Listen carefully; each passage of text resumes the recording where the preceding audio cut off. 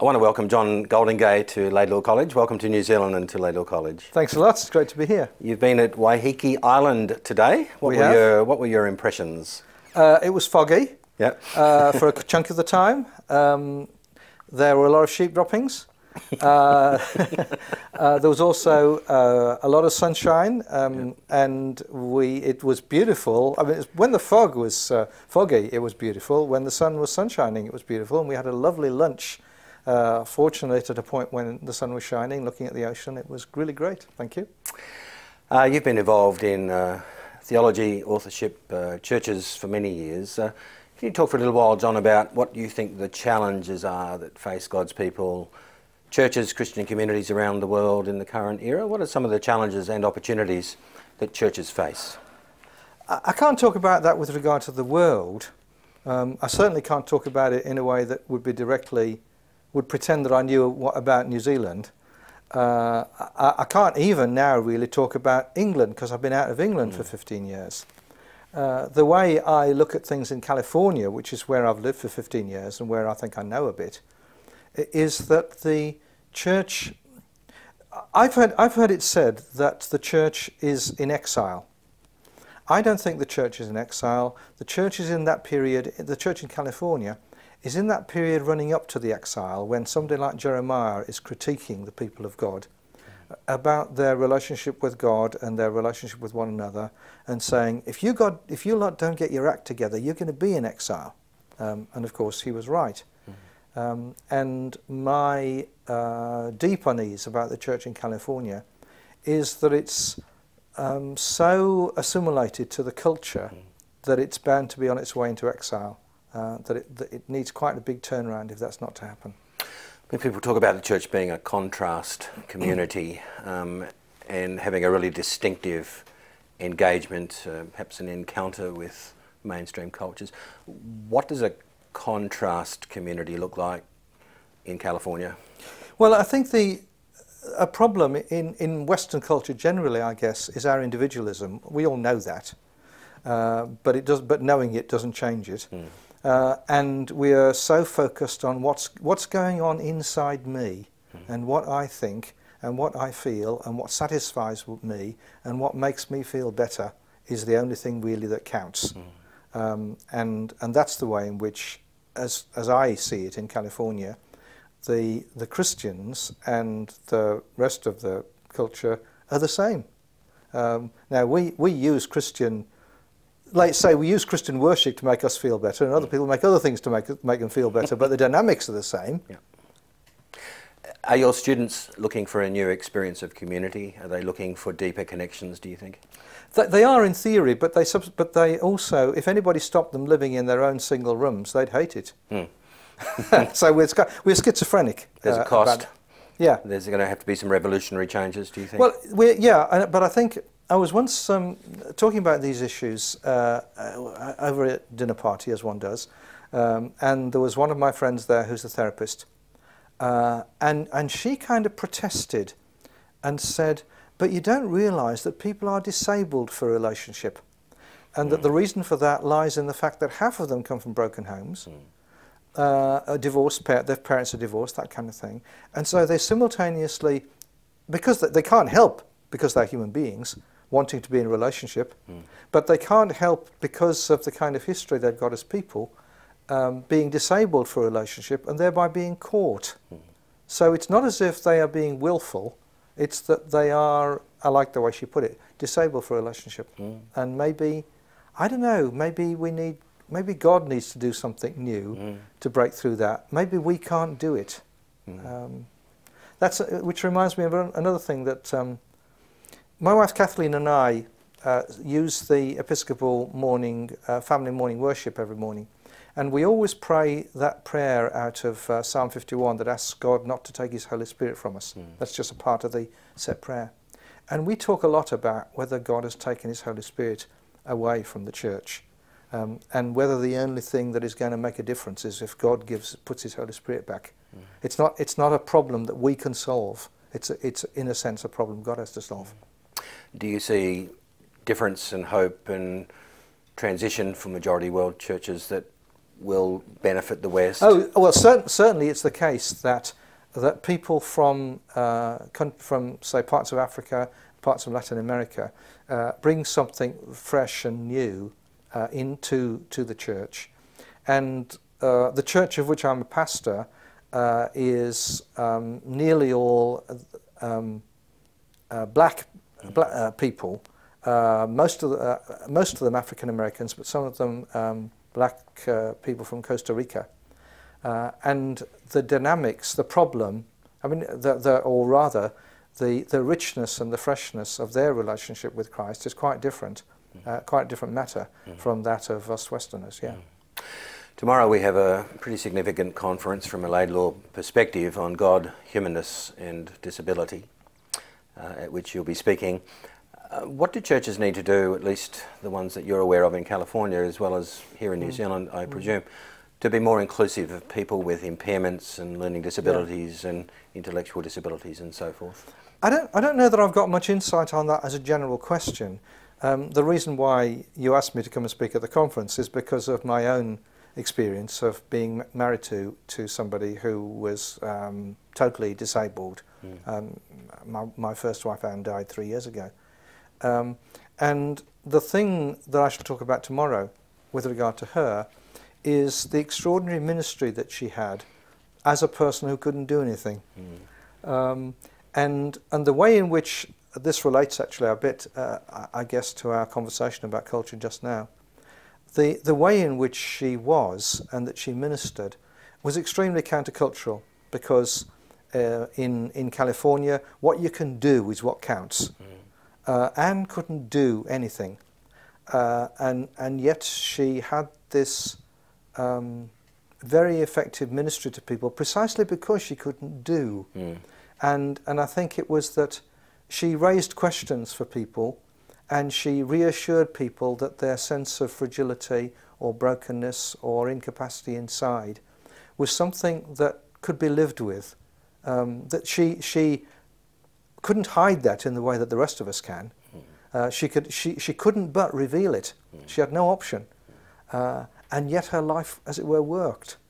And maybe that's, well, as it seems to me, that's an important thing that the church needs to learn from disabled people. John, tell us a little bit more about Anne's sickness and the ministry that she had during that time. Yeah, okay. She had multiple sclerosis. She had it for 43 years. She was diagnosed 18 months before we got married. About the first third of that time, it was more like an illness than a disability. That is, she had the form of it where from time to time she would have, her eyes would go funny or her leg would go funny or something like that. But they would treat it and she would recover. Then about a third of the way through, it moved to the more gradually she lost abilities. And she found it harder and harder to walk. And also it slowed her down hugely mentally. She was a psychiatrist, but she had to give up work, not because she couldn't manage physically, but because there was too much danger she would forget things. And you don't really want your doctor forgetting things. So the end of that second period, that middle period, was the time when we moved to California 15 years ago, and that was the point at which she could no longer walk at all. She was totally confined to a wheelchair, and then 2 or 3 years later, as part of her mind not working so well, she could no longer speak, which wasn't because she knew what to say, but needed some kind of help in saying it. It was that she couldn't work out what to say. And at about the same time, she lost the ability to swallow and needed a feeding tube fitted. So that's how things were for about the last decade. She died 3 years ago last week.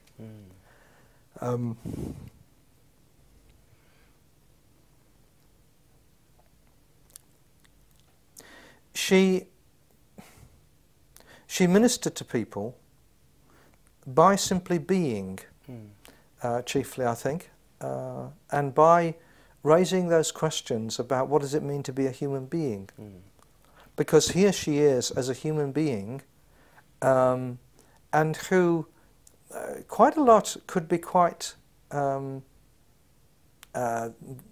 visibly, clearly happy and content as a human being, and the two of us lived what was for us an ordinary human life. We used to, we used to go out to restaurants and jazz clubs, and the beach and things like that, and yet she contradicted everything that you thought was true, or was necessary about being a human being. And I think that was the key way in which she exercised her ministry, by raising questions about what it meant to be a human being, and by thereby enabling people to face the nature of their own fragility and their own fears and their anxieties and so on. We're living in a culture of denial around fear and death and suffering, do you think? Sure, yeah. Yeah. Because people at Fuller then would have only known Anne in that phase when she could. That's right, yeah. I mean, the people who might say my colleagues who were on the faculty when we first arrived would be able to remember when she could speak. But any students who'd been in about the last 5 or 8 years of her life, then they would only have known her as a silent figure in a wheelchair being pushed across the campus by me. Yeah. In the book Remembering Anne, you said she reminded people that God embraces us in our brokenness and our limitations. She did this especially as she affirmed a centeredness in God's grace. What does it look like to be centered in God's grace? Well, it's that thing in a way I was just talking about, that she couldn't, to use the theological terms, there was no way that Anne could be justified by works. That her relationship with God, God's relationship with her, could not be based on what she could do. And I think, again, in our Christian culture, whenever I say our, I'm thinking mostly about California, because that's where I am. In our Christian culture, we think that who we are with God and who we are, our spiritual kind of status or something like that, it depends on what we can do, on what we do for Jesus. What do I do for Jesus? And of course, it's vitally important. What do we do for Jesus? But it's not the beginning and the foundation of our relationship with God.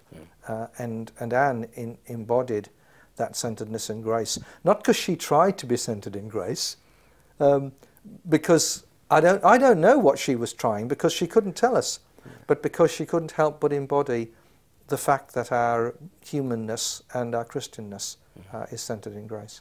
How does God embrace us in our brokenness? How did He embrace you in your years of struggle and suffering and ministry to Anne? Well, He embraced me as a sinner, because although I had to look after Anne, and lots of people thought I was a hero in the way I looked after Anne, but I knew that I was a sinner in that, and that I failed in that, and in a way, my sinfulness came out in the nature of the life, that the pressures that Anne's illness put on me, and God embraced me in my brokenness, in embracing me in my sinfulness. The other thing, I guess, is that God embraced me in my weakness was different from Anne's weakness, but the pressure of Anne's illness and the pressure of particularly the 10 years when I was in the same position as you are here at Laidlaw, when I was the principal of a theological college in England and was simultaneously looking after a wife who was disabled, brought huge pressure on me and hurt on me because my wife is sick and I can't solve the problem. And God embraced me in that fragility, that brokenness, that pressure. We always want to solve things, don't we? Oh yeah, definitely, yeah. We're guys after all, aren't we? Come on. Yeah. We want to fix things. We want to fix things, yeah. God doesn't work that way. No. Yeah. In your book, Men Behaving Badly, you look at a bunch of stories from the Old Testament Saul, Samuel, David, Solomon, Absalom, Amnon and others, you are fascinated, you say, by the mistakes that characterise their lives and the achievements they can rejoice in. What did you discover by writing that book about being male? What advice do you have for us today about being male or being female or being human as males and females? Well, the really important thing about being female is to understand what rogues men are. So that's kind of, if I'd said, why should a woman read that book, Men Behaving Badly, it's if it helps them to discover what men are like. I suppose for men, then we need to face up to who we are and deal with who we are in our weakness about matters like power and sex and achievement and so on, and kind of own that and not simply assume that it's okay, but be encouraged to own it, because God is okay with it ultimately. One of my favourite characters in the Bible is Samson. And Samson made a total mess of his life and his vocation and so on. And yet, in a rather paradoxical way, it didn't stop God using him, and it didn't stop Hebrews putting him in the list of the heroes of faith. Yeah. And I like to say, if there's room in the list of the heroes of faith for Samson, there's room for you and me. Somebody remarked to me just the other day that Joshua was not in there. Rahab is. Yeah, that's good, yeah. Samson is. Yeah, yeah. And then, of course, chapter 12, and Jesus, the pioneer and perfecter of faith. I mean, there is a way in which Samson points on to Jesus, which is quite remarkable, isn't it? You went to a Beatles concert in 1963. That's a change. Yeah. Conversation. I'm thinking about men behaving badly. Oh, okay, yeah. Okay, there's a link, yeah. Yeah. Did you like John Lennon? Anne and I used to discuss who was our favourite Beatle, as perhaps young Brits of our generation did. Yeah. And Paul was her Beatle. John was probably more my Beatle, yeah. Your memories of the concert in '63 and Please Me on the top of the charts? It was the fact that we could hardly hear anything because the girls were shouting screaming so loud. That was the kind of, When there was, they celebrated the anniversary of maybe it was the 40th anniversary of the Beatles concert in the Hollywood Bowl not so long ago. And I'd always thought, wouldn't it have been great to go to the Beatles in the Hollywood Bowl? But when they celebrated this anniversary, there were people talking about the fact that they went, but the trouble is they could never heard a thing because of people screaming. Yeah. And I thought, it's okay. It was just the same as the Hammersmith Odeon when we went, and there was no point in going, so I don't mind having missed that concert now. What does it mean to you that God works all things together for good? Romans 8:28. Sometimes it's used as a bit of a proof text for, clearing away all the problems in our lives and naming things that are very, very tough and even wrong as good. What does it mean God works all things together for good? Well, I can only talk about it with regard to Anne and my experience, really, in the sense that she had this illness which ended up totally disabling her, and yet, and that was a monumentally painful thing for me, obviously too, and yet God fulfilled a ministry through her to lots of other people in the seminaries where I've worked, and other people, and also to me, so that anything good that I am now, I am because of living with Anne's illness. And I can't generalise that and say that's true about everybody. I can only say, if you ask me how I can see Romans 8:28 illustrated in my life and my context, then I've seen it in the way that in what God did through what God did with that. As Romans 8 goes on, I always think, Paul celebrates we're more than conquerors in all these things, not from all these things. Yeah, that's right. It's interesting to me, this coming together of power and weakness in Scripture, this coming together of grace and strength in weakness. The in word, pretty significant actually. Yeah, sure. Yeah. Yeah. You love the Old Testament. Yeah. You love teaching. You love culture and life. Yeah. I mean, anyone who's read your book sees lots of passion and love for life, I think. What legacy would you like to leave? When people remember John Goldingay, what legacy would you like them to reflect? Oh, two things I want to say about that. The first is, it's such an American question, and I don't believe in it. But maybe it's an Australian, New Zealand question as well. Yeah. I don't believe in the question. But if I did believe in the question, the answer would be, as you just said, I am passionate about the Old Testament. I'm deeply sad that the church isn't. And if I could make the slightest difference to that, then I'm thrilled to bits. Mm. Why isn't the church deeply passionate about the Old Testament? It seems to me it's a non-negotiable if one wants to understand Christ. Well, I think it's one reason is the pastors don't understand it, and therefore they avoid it. They have different ways of avoiding it in different sorts of churches, but they avoid it. And that's because they don't know how to handle... Let me give an illustration that relates again to things we were talking about just now. When I get asked what's my favourite book in the Bible, not that I say Ecclesiastes. Now that's the wrong answer. You're supposed to say John or Romans. Ephesians. Or Ephesians, yeah.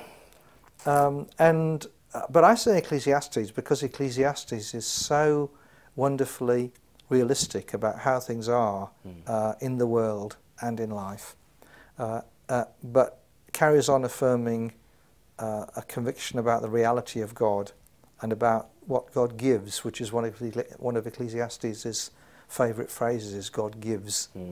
And that God gives those ordinary things about life that you were talking about just now. And so in the context of the reality, particularly of the life that Anne and I had for many years, Ecclesiastes was really important. But I think that if you approach Ecclesiastes or other parts of the Old Testament with a particular narrow source of Christian spirituality, Ecclesiastes doesn't fit into it. Neither does Job. Neither do the Psalms in which people protest to God about what's happened to them. Neither does Joshua. Neither does Deuteronomy. It doesn't fit in with the so-called Christian faith that is characteristic of our Christian culture. Sort of a narrowed down triumphalistic version. Yeah. Are you working on a book at the moment? Yes. Yeah. Old Testament? Yes. Yeah. You want to tell us about it? Well, give Laidlaw a scoop. Well, the thing I'm spending, probably most time on at the moment is there's a series of books called The New Testament for Everyone that Tom Wright did, and they asked me to do the Old Testament for everyone. And when I was in Brisbane Airport about 5 days ago, I emailed the commentary on Isaiah, which means that all I've got left is Jeremiah and Lamentations, Ezekiel and Daniel, and the 12 shorter prophets. So that'll be a major preoccupation through till next Easter. I'm glad you didn't use the term minor prophets. Thank you. The 12 shorter ones. I did, indeed. Yes. That was deliberate? Yes, it was really, because that's what it meant. I mean, the Latin expression from which it comes is it really meant smaller. It didn't mean unimportant. Yeah. There's nothing minor about Hosea. That's right. Yeah, that's right. Yeah. John Goldingay, thank you for coming to Laidlaw and speaking to us today. It's a pleasure. Pleasure.